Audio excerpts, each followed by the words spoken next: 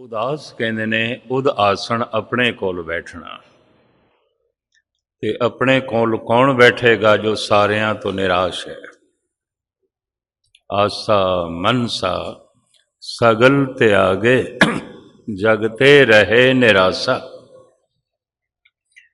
ਜਿਤਨੇ ਚਿਰ ਤੱਕ ਮਨੁੱਖ ਸੁੱਖਾਂ ਦੀ ਡੋਰੀ ਦੂਜੇ ਨਾਲ ਜੋੜੀ ਰੱਖਦਾ ਹੈ, ਦੂਜੇ ਤੋਂ ਨਿਰਾਸ਼ ਨਹੀਂ ਆਉਂਦਾ, ਉਹ ਫਿਰ ਆਪਣੇ ਨੇੜੇ ਆਉਂਦਾ ਵੀ ਨਹੀਂ, ਉਹ ਉਦਾਸ ਨਹੀਂ ਆਉਂਦਾ।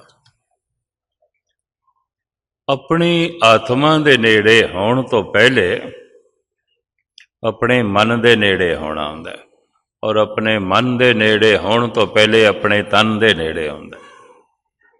ਮਨੁੱਖ ਦੂਜਿਆਂ ਦੇ ਨੇੜੇ ਹੈ, ਆਪਣੇ ਤੋਂ ਦੂਰ ਹੈ। ਜਿਸ ਦਰ ਕਾਰਨ ਫਿਰਾਂ ਉਦਾਸੀ, ਨਿਰਾਸ਼ ਕੌਣ ਆਉਂਦਾ ਹੈ? ਦਾਸ ਨੇ ਪਰਸੋਂ ਅਰਜ਼ ਕੀਤੀ ਸੀ, ਪ੍ਰਥਮ ਸਤਸੰਗੀ ਹੋਵੇ ਤੇ ਗੁਰੂ ਦਾ ਸ਼ਬਦ ਚੋਟ ਕਰ ਜਾਏ। ਜਪ ਰਿਹਾ ਹੋਵੇ ਬਾਣੀ, ਬਾਣੀ ਚੋਟ ਕਰ ਜਾਏ। ਵਾਹਿਗੁਰੂ ਵਾਹਿਗੁਰੂ ਜਪ ਰਿਹਾ ਹੋਵੇ, ਵਾਹਿਗੁਰੂ ਤੀਰ ਦੀ ਤਰ੍ਹਾਂ ਲੱਗੇ। ਇਹ ਨਿਰਾਸ਼ ਹੋ ਜਾਏਗਾ, ਉਦਾਸ ਹੋ ਜਾਏਗਾ। दूसरा, अपनी अकल तो चोट खावे। अकल इतनी महान कि दुनिया छोटी हो गई है, कुछ भी नहीं, कुछ भी नहीं। अपनी अकल तो चोट खा के भी दुनिया दे कुछ सियाणे पुरुष निराश होए ने, उदास होए ने। तीसरा, संसार तो ही कोई वड्डी चोट लग गई है, कोई हादसा हो गया। छोटी दा धनहड़ से दिवालिया हो गया, बड़ी प्रतिष्ठा से बेइज्जती हो गई है, बड़ी समर्था ते शक्ति से सब जाती रही। ये जगत तो चोट खा के भी मनुख पूर्ण तौर पर निराश हो सकता है, जगत तो और उदास हो सकता है। ਹੁਣ मैं अर्ज करा, ਜਿਹੜਾ अजे तक टोटली निराश नहीं, उदास नहीं, पहला तो कोई गहरा सतसंगी नहीं है, कोई गहराई नाल सुनता ही नहीं है। जैसे मैं सवेरे अर्ज की सी, मनुख बहुत सारे धर्म ग्रंथ ते किताबां पढ़ लैंदा, बड़ियां बड़ियां डिग्रियां हासिल कर लैंदा है, पर महाराज कहते ने उतने चिर तक वो मूर्ख है जितने चिर तक सिर दे लेख नहीं पढ़ता। काया कागद मन परवाना, सिर के लेख ना पढ़े आना। पर कई ये पूछण लग पे वो सिर दे लेख किवें पढ़ी है। मैं सवेरे खुलासा किया सी, सिर दे च चलदे ने विचार, उन्हां नूं वेखना ही पढ़ना है।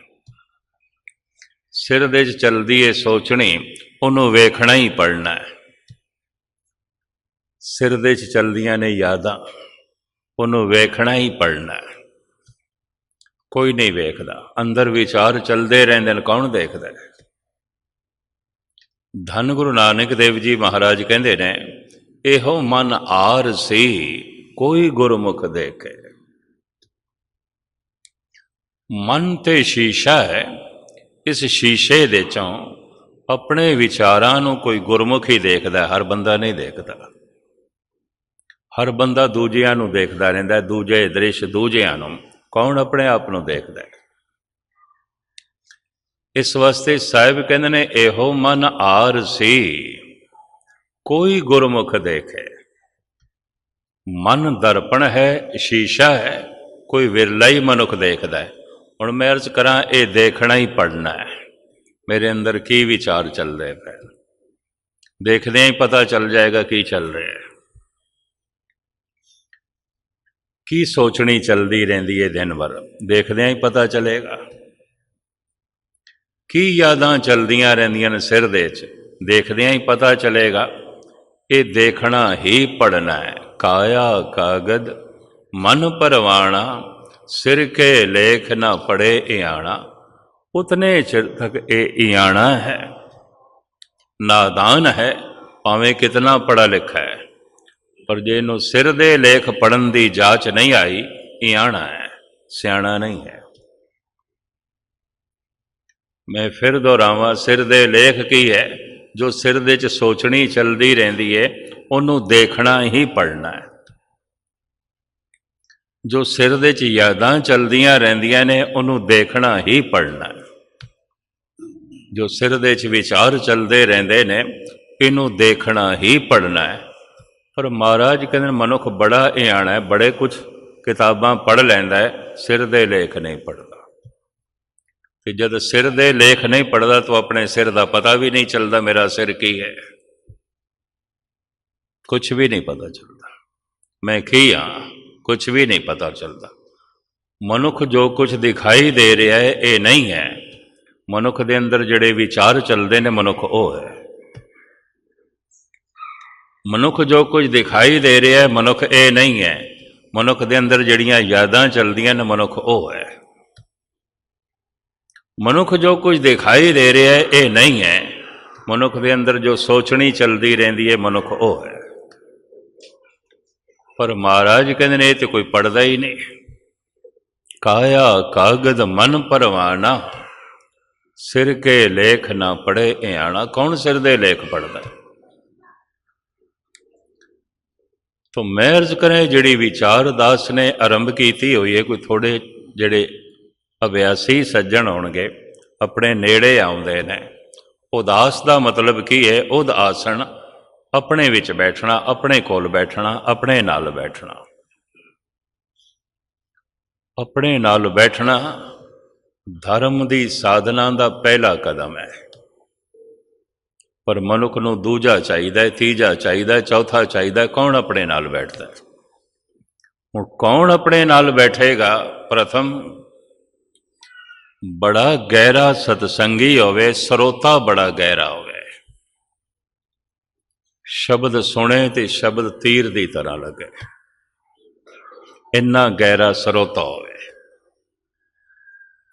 इतनी गहराई नाल थोड़े ही लोग सुनते हैं, ये भी मैं अर्ज करा। मैं उस दिन अर्ज की सी, सुरत दे अर्थ तीन ने शब्द की चाल के मुताबिक। सुरत शब्द वैसे बनया सरवन तो सरोते तो। सुरत सुनना, सुरत समझना, सुरत जुड़ना। ये तो सुरत दे च है, सुनता पे है, पर इनू सुरत आ जाएगी, समझ आ जाएगी जे सुनता पे है। सुरत आ गई है तो सुरत जुड़ जाएगी। हुण सुरत दे अर्थ ध्यान, ध्यान जुड़ जाएगा। सुरत सुनना, सुरत समझना, सुरत जुड़ना, तीन अर्थ ने। तो पहला तो सुरत है। इनू उपनिषदां दे ऋषि इंज कहंदे ने, श्रुतवा धर्मंग विजाना थी। धर्म का पहला कदम, धर्म की प्राप्ति सुनन नाल आउंदी है, वेखण नाल नहीं। सुनिए दे उत्ते 4 पौड़ियां ने गुरु नानक देव जी। नानक भगतां सदा विगास, सुनिए दुख पाप का नास। कीर्तन सुनन जा रहे हैं जी, मैं पाठ सुनन जा रहे हैं, गल्लां ही ने। कौन सुनदा है? अंतर प्यास उठी प्रभ केरी, सुन गुरु बचन मन तीर लगई। ऐ सुनना हुंदा है। तो हुण मैं अर्ज करा, बड़ा गहरा सरोता होवे कि गुरु का शब्द चोट कर जाए, उदास हो जाएगा, निराश हो जाएगा। या फिर इनू अपनी अकल तो चोट लग जाए। इतनी अकल महान होवे कि संसार का सब कुछ छोटा हो जाए। जैसे कल मैं अर्ज की सी, गालिब कहता कुछ भी नहीं है, कुछ भी नहीं, सब बच्चियां का खेल है, मेरा दिल नहीं लगता, मेरे सामने सब कुछ कुछ नहीं। ये सब कुछ है, जिमें पंजाबी च कहते हैं ये जग मिठा, अगला कहना डिठा। ये बड़ी मोटी अकल की पहचान है। चलो मैं 2 नुकते थोड़े सामने रखा। पहला, मुगल सम्राट जिसने भारत देश मुगलिया सल्तनत की बुनियाद रखी, बाबर। बड़ा जाबर सी, जालम सी। गुरु नानक ने तो उसके मूँह के उत्ते कह दिता सी, तू बाबर नहीं है, जाबर है। पाप की जंजले काबलों धाया, जोरी मंगे दानवे लालो। हिम्मत है धन गुरु नानक देव जी महाराज दी। बाबर कहंदा है, रोज़ो नो बहारो में व दिल रुबा खुशस्त, बाबर ब ऐश कोश के आलम दोबारा नेस्त। कहंदा है, खा ले पी ले रंग मान ले, जगत विच नित नवा रस नित नवा रंग जद मौजूद है, तो निराश होने की की लोड़ है, उदास होने की की लोड़ क्यों हुई है। बाबर ये मोटी अकल की पहचान है। जिन्ना जिन्ना कोल मोटी अकल आउंदी वो यही कुछ कहते हैं, ये जग मिठा अगला कंजट, छड्डो अगले की गल, इस जगत की कोई गल करो।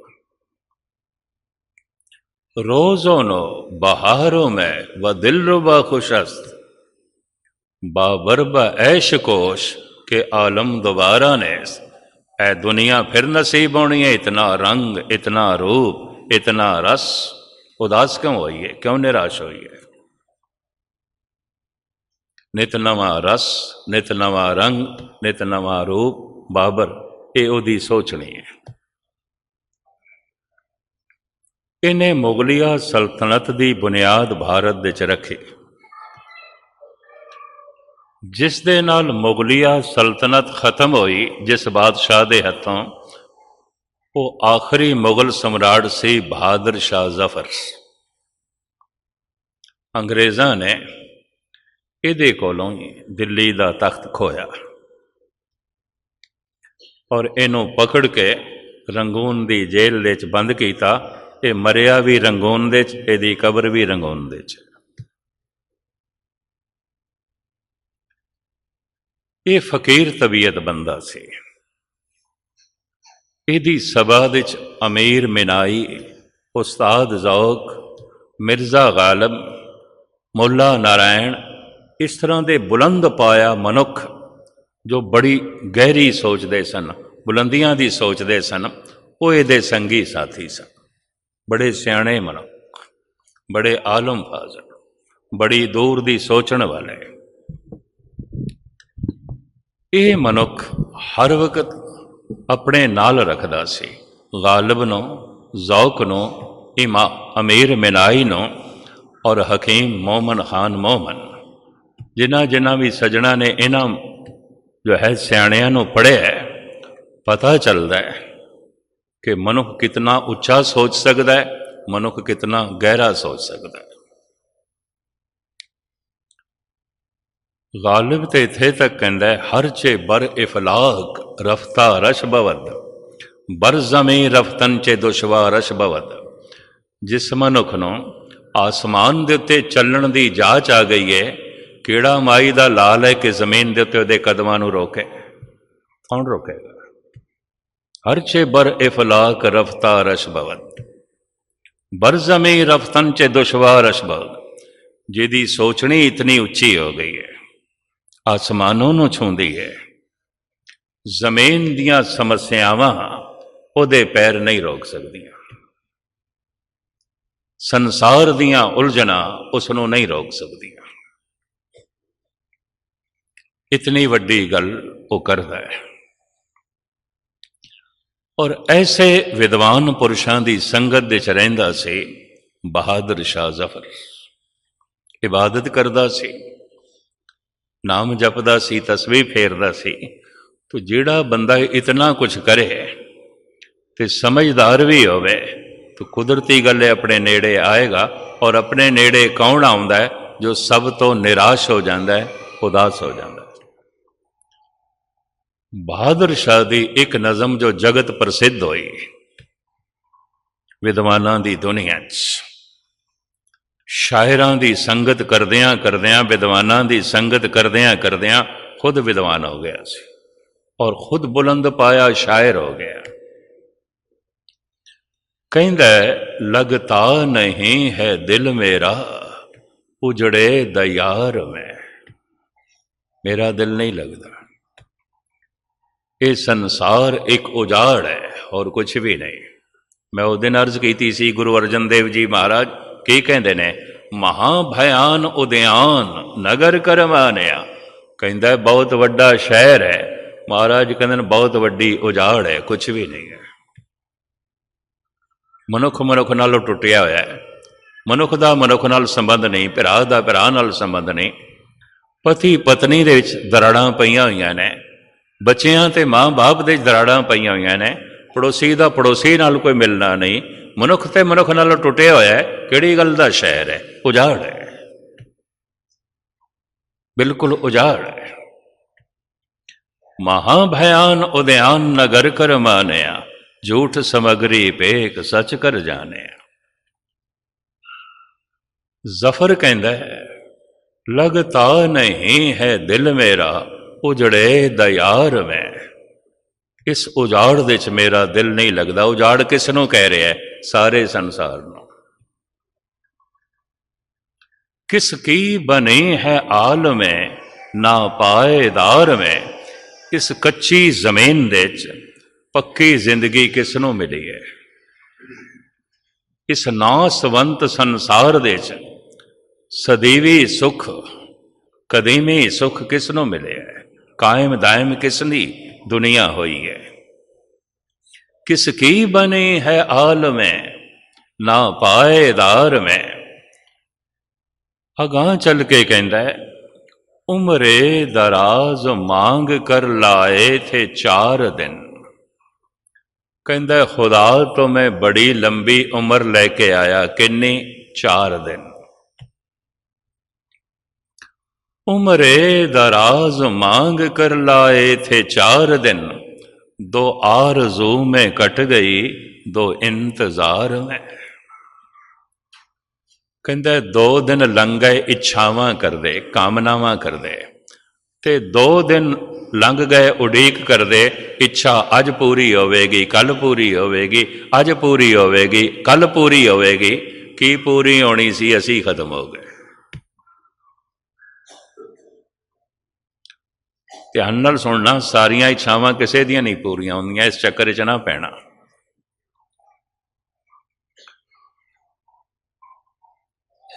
इसे वास्ते कह देता है, आसा मनसा सगल ते आगे। एक इच्छा पूरी हो जाए, मैं दोहरा दें, कम से कम 10 इच्छावां नूं जन्म दे जाती है।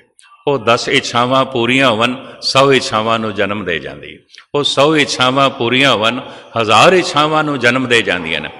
वो 1000 इच्छावां पूरियां होवन, इन्नी जिंदगी नहीं है। मनुख ख्वाहिशां दे बोझ दे थले ही मरदा है। उम्रे दराज मांग कर लाए थे 4 दिन, 2 आरज़ू में कट गई 2 इंतजार में। इन हसरतों से कह दो कहीं और जा बसें। नाम अभ्यासी दे सामने सब तो जिहड़ी अड़चन आंदी है, इच्छावां दी। मनुख कहंदा है ये निकलन निकलन। मैं वैराग शतक राजयोगी भरतरी दा पढ़ रहा सी। भरतरी कहंदा है, मौत अज मात रमा अब तू भज आन किसे। हे कामना, मैं तेनू मां कहना, मैनू तू छोड़, मैनू ना तंग कर, मेरे हिरदे चो निकल। मौत अज मात रमा अब तू भज आन किसे। तू हुण होर किसे नू पकड़ छड़ मेरा हिरदा। जो तोए भोगन हेत भजे तुम सेव तिसे। जो संसार दे भोगां दियां कामनावां करदे ने ते जिन्हां नूं संसार दे भोग चाहीदे ने, तू उन्हां दे पिछे जा, मैनू छोड़। मैं ते सब कुछ छड्डी बैठा, तू मैनू छोड़।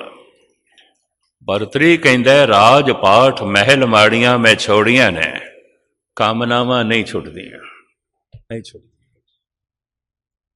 दुखत होके कह रहे, अभ्यासी मनुख लई जिहड़ी सब तो वड्डी समस्या पैदा होंदी है जब अपने नेड़े आंदा है,